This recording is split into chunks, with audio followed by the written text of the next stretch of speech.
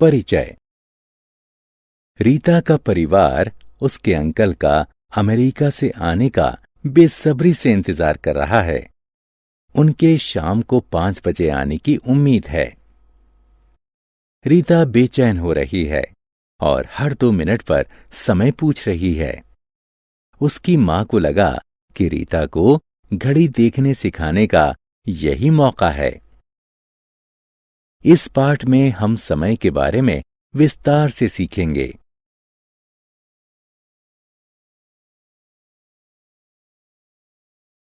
आओ सीखें।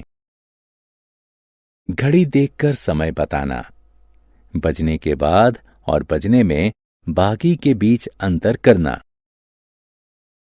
पूर्वाह्न यानी एएम और अपराह्न यानी पीएम का सही प्रयोग बताना, 24 घंटे वाली घड़ी का प्रयोग बताना।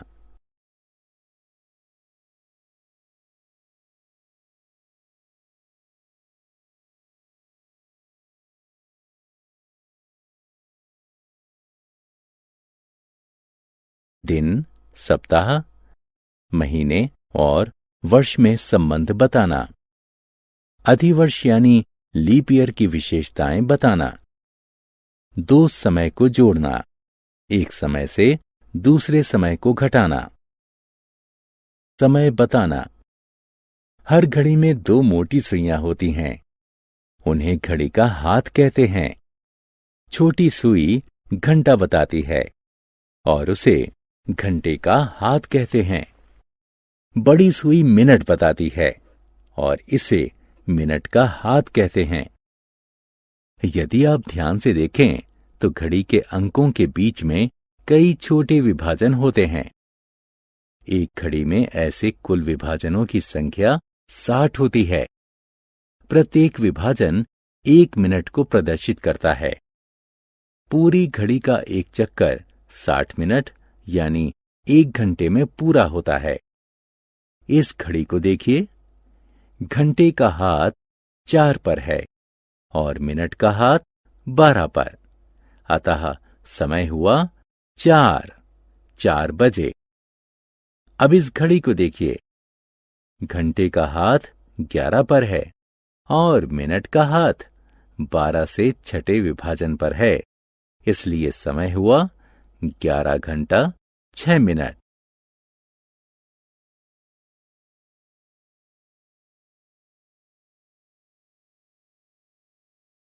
समय देखना। हमने अभी सीखा कि 60 मिनट का 1 घंटा होता है। इसका मतलब है कि आधे घंटे में 30 मिनट होते हैं।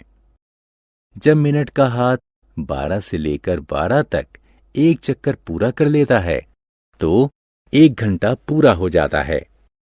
जब ये 12 से लेकर 6 तक आधा चक्कर पूरा करता है तो आधा घंटा पूरा होता है। जब मिनट का हाथ 12 और 6 के बीच होता है तो समय को कितने घंटे बचकर कितने मिनट के रूप में देखते हैं। उदाहरण स्वरूप मान लीजिए कि घंटे का हाथ 10 पर है और मिनट का हाथ 4 पर है। 12 और 4 के बीच 20 विभाजन हैं। इसका अर्थ है कि 10 बजने के बाद 20 मिनट हुए हैं। इस समय को 10 बजकर 20 मिनट के रूप में देखेंगे। जब मिनट का हाथ 6 और 12 के बीच होता है तो समय को कितने घंटे में कितने मिनट बाकी के रूप में देखते हैं। उदाहरण स्वरूप मान लीजिए कि घंटे का हाथ 8 पर है और मिनट का हाथ 9 पर है। 9 और 12 के बीच 15 विभाजन हैं। इसका अर्थ है कि 9 बजने में अभी 15 मिनट बाकी हैं। इस समय को 9 बजने में 15 मिनट बाकी है के रूप में देखेंगे।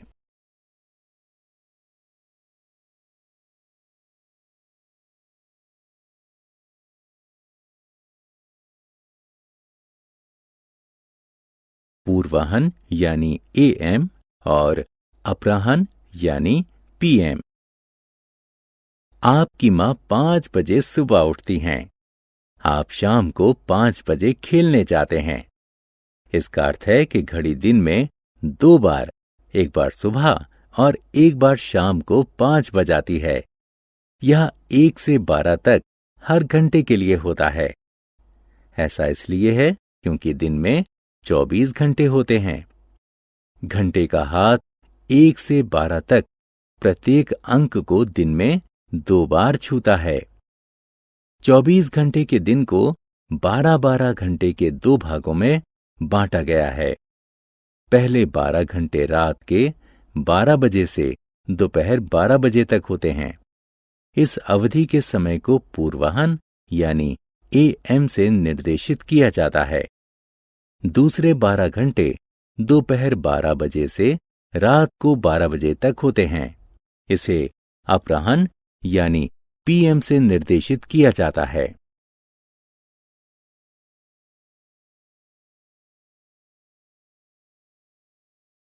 चौबीस घंटे की घड़ी। 24 घंटे की घड़ी का प्रयोग करके AM और PM के प्रयोग से बचा जा सकता है। 24 घंटे की घड़ी 0 से लेकर 23 तक 24 भागों में बटी होती है। रात के 12 बजे दिन की शुरुआत मानी जाती है। इसे 00 घंटे से निर्देशित किया जाता है। रात के 1 बजे को 01 घंटे से निर्देशित किया जाता है। सुबह के 11 बजे को 11 घंटे से निर्देशित किया जाता है। 12 बजे दोपहर को 12 घंटे से, मध्याह्न में 1 बजे को 12+1 यानी 13 घंटे से, शाम के 5 बजे को 12+5 यानी 17 घंटे से, एवं रात के 9 बजे को 12+9 यानी 21 घंटे से।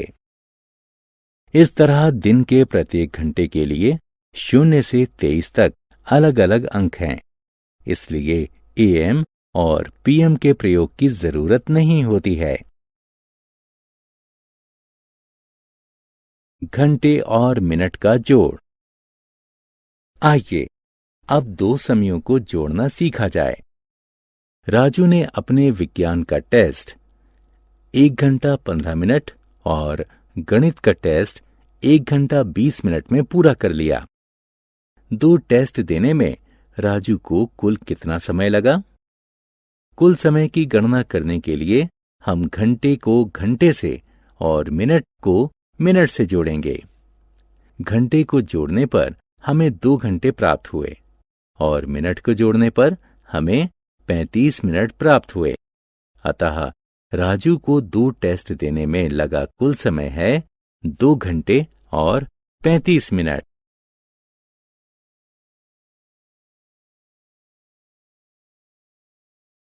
घंटे और मिनट का घटाव। लतिका ने अपना हिंदी और अंग्रेजी का गृह कार्य 2 घंटे 35 मिनट में पूरा कर लिया। हिंदी का गृह कार्य 1 घंटे 15 मिनट में पूरा हो गया था। तो बताइए कि लतिका ने अंग्रेजी का गृह कार्य पूरा करने में कितना वक्त लगाया? हिंदी के गृह कार्य में लगे समय को हिंदी और अंग्रेजी के गृह कार्य में लगे समय से घटा दीजिए। पहले मिनट को घटाएं, जो कि होगा बराबर 20 मिनट के। अब घंटे को घटाएं, जो कि होगा बराबर 1 घंटे के। अतः लतिका ने अंग्रेजी का गृह कार्य पूरा करने में 1 घंटा 20 मिनट लिए। समय की अवधि।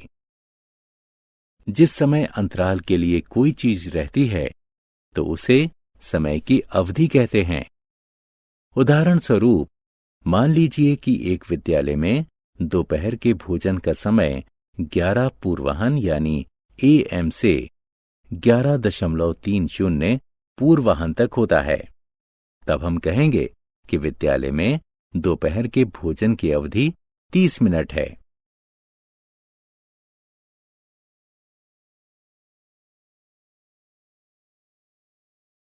लगभग समय। घड़ी को देखिए, क्या आप समय बता सकते हैं?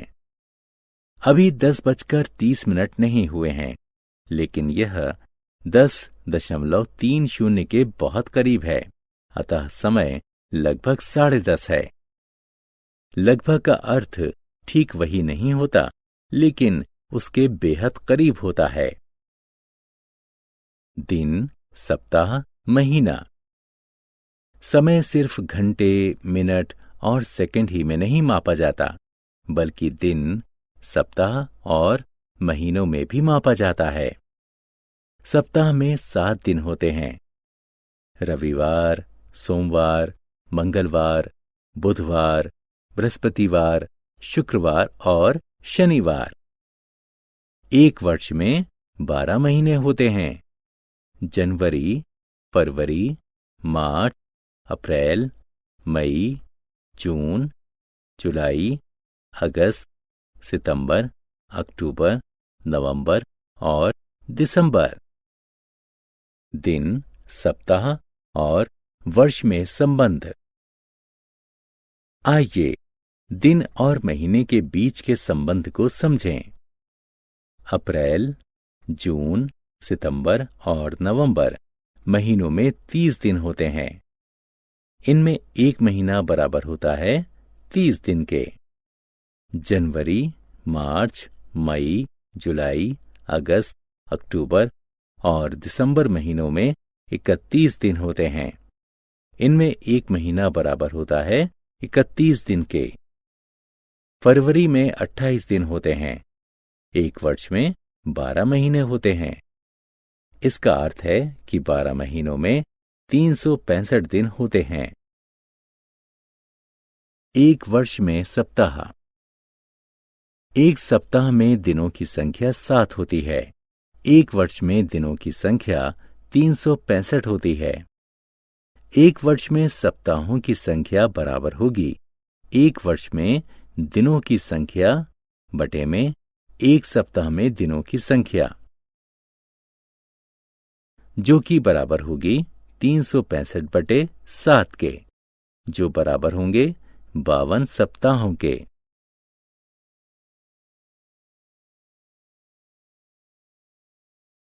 अधिवर्ष यानी लीप ईयर की आवश्यकता।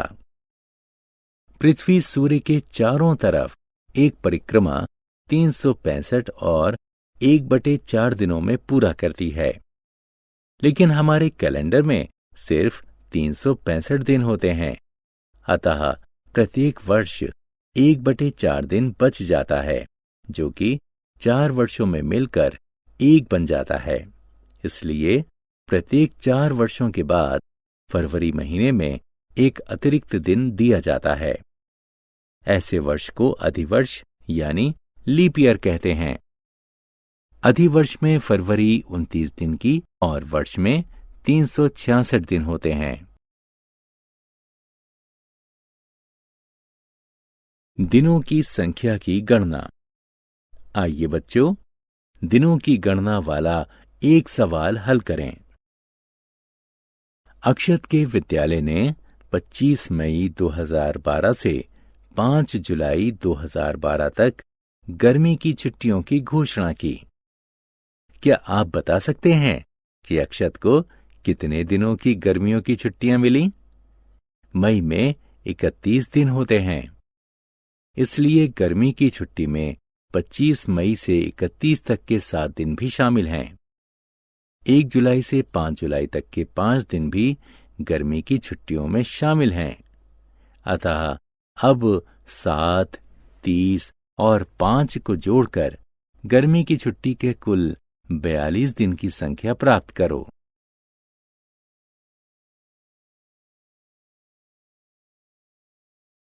हमने क्या चर्चा की? एक घड़ी में 2 हाथ होते हैं, घंटे का हाथ और मिनट का हाथ।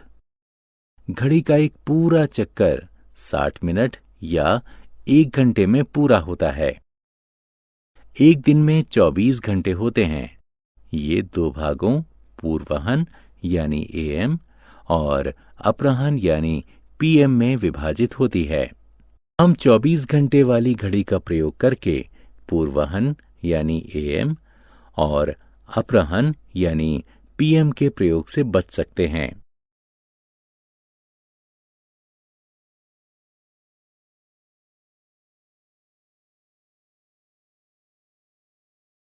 समय की अवधि के दौरान जो कुछ भी रहता है मौजूदा समय की अवधि कहा जाता है। एक वर्ष में 365 दिन यानी 52 सप्ताह और 12 महीने होते हैं। अधिवर्ष यानी लीप ईयर में 366 दिन होते हैं। अधिवर्ष में फरवरी 29 दिन की होती है।